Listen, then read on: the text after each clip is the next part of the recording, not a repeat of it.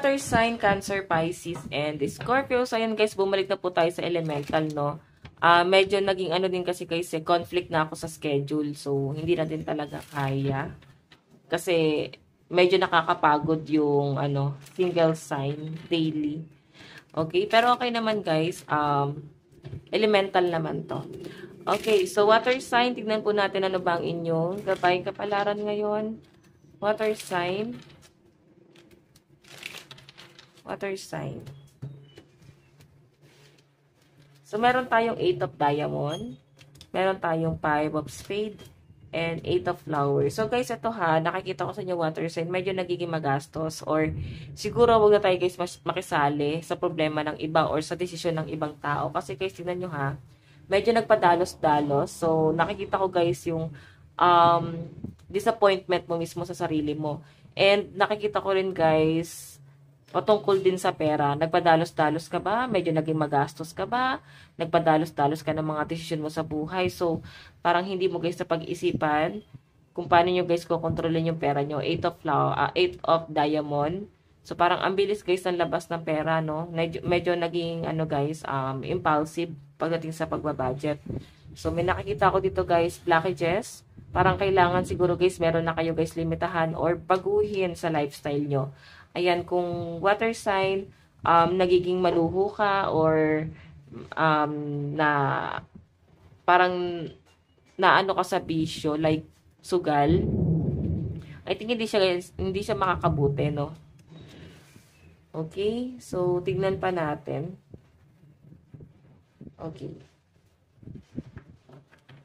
Ayan, wag daw kayo guys magpapadalos-dalos ng desisyon, no? Lalo na kung may money involved. Baka hindi guys maging maganda yung outcome. Okay, tignan natin.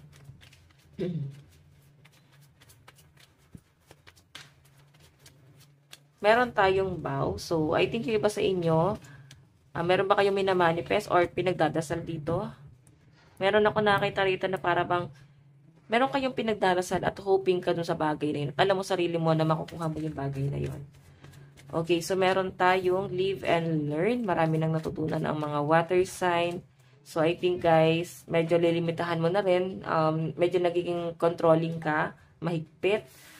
So, parang magkakaroon ka ng luwag, no, sa mga decision mo sa buhay. So, naramdaman din siguro guys sa mga water sign, yung mga maling action. Or siguro guys, nakikinig kayo sa ibang tao. Hindi ka guys makapag-decide sa sarili mo. Nakikinig ka sa ibang tao. So, yun yung kinakapahamak mo eh. Okay, ibang tao yung hinahayaan mong mag-decide para sa sarili mo at napapahamak ka doon sa bagay na yun. Okay, so tignan natin guys. Ang lucky number mo pala is 54, 27, and 15. Tignan natin guys pagdating sa love life po ni water sign. Love life ni water sign. Love life. Water sign.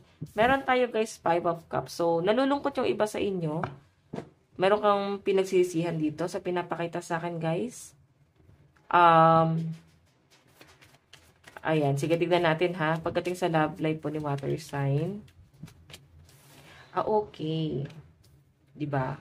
So, nakikita ko rito guys, mukhang napapagod na yung iba sa inyo na mag-reach out or magpakumbaba kasi parang wala naman guys nangyayari. So, parang paulit-ulit lang guys yung scenario. Nakikita ko sa inyo guys, ayan, meron kang ginagawa dito na libangan para hindi ka masyado ma-pressure pagdating sa love life mo. Or nagkakaroon ka na, parang marami ka siguro guys kinakausap, nag-e-enjoy ka sa isang bagay, ganon. And nakikita ko guys yung mo ngayon, disappointment mo pagdating sa relationship mo sa person mo.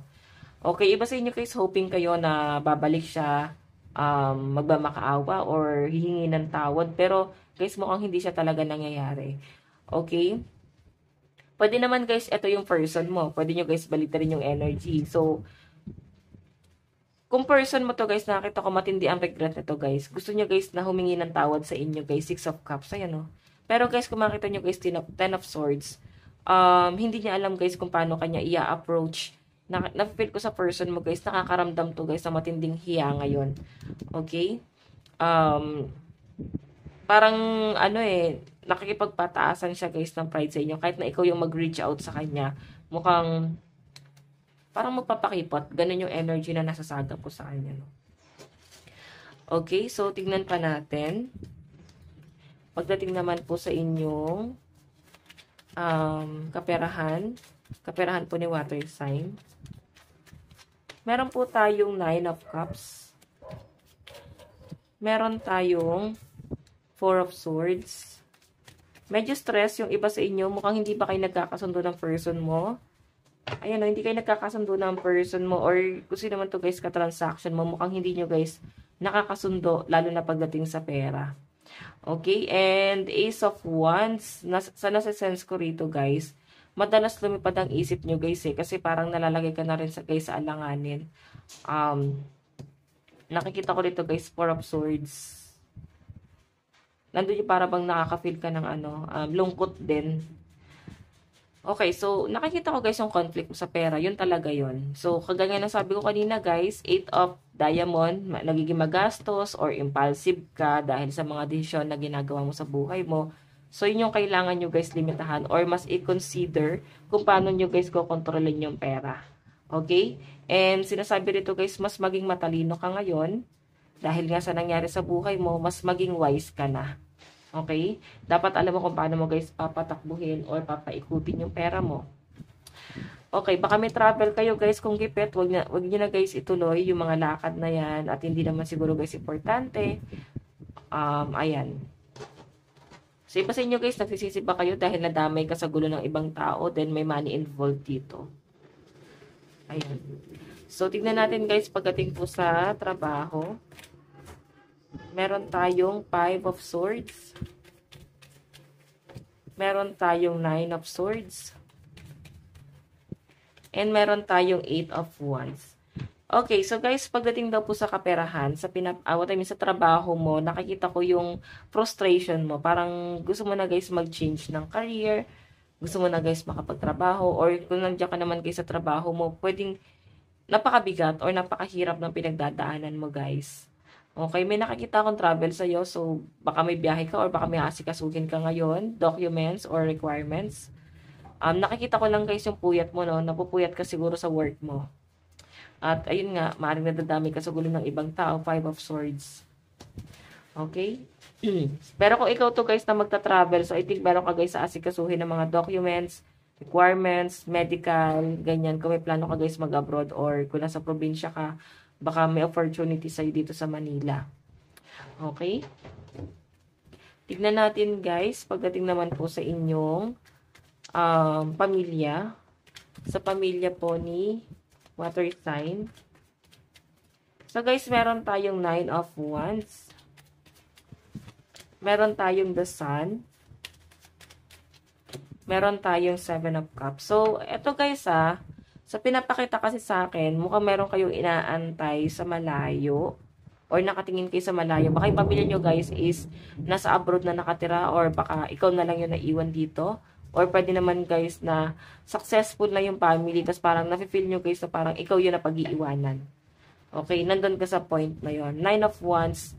So nakikita ko dito guys, stability ang iniisip mo ngayon. Siguro inaantay mo guys sa tulungan ka ng family mo or parang nagkakaroon ka ba ng insecurity sa ibang tao. Bakit parang sila natutulungan sila ng mga magulang nila, ng mga kapatid nila. Tapos ikaw parang hindi nyo guys na-experience yung ganon klase ng treatment. Kasi parang ikaw pa guys yung gumagawa ng ganon na parang nakakatulong pa sa kanila. Okay? So, tignan natin guys, ano naman pong inyong advice. Okay, advice ni water sign. Okay, so guys, meron tayong detoxify. So, alam nyo guys, water sign, sa pinapakita sa akin dito, parang kailangan nyo muna is pahinga. Okay, kailangan nyo siguro muna guys na mag-explore man lang sa ibang bagay or for example, mag-try ka ng mga something na bagong libangan. Kasi guys, iisa lang yung iniikutan mo, talaga maboboard ka ng ganyan. Okay? Tignan natin guys, ano pa ang inyong advice. Water sign, meron tayong morning, the world awaits you. So, actually guys, ito baka umaga na kayo nakakatulog Or maaring yung iba dito guys talagang nagkakaroon kayo ng migraine. So, ang sinasabi sa akin dito guys, baka ang kailangan nyo rito is, ano ba to, uminom ka ng tea. Ano ba yung mga pwede, no? Yung mga alternative na ano na pwede nyo guys i-take para makatulog kayo ng mas maayos ngayon. Yung iba kasi guys, ang ginagawa, nag-exercise or umiinom ng tea bago matulog or gatas. Okay, ayan o. Hindi siguro kayo guys talaga nakakatulog. Okay, so guys, water sign na to lang po ang inyong reading. Maraming salamat.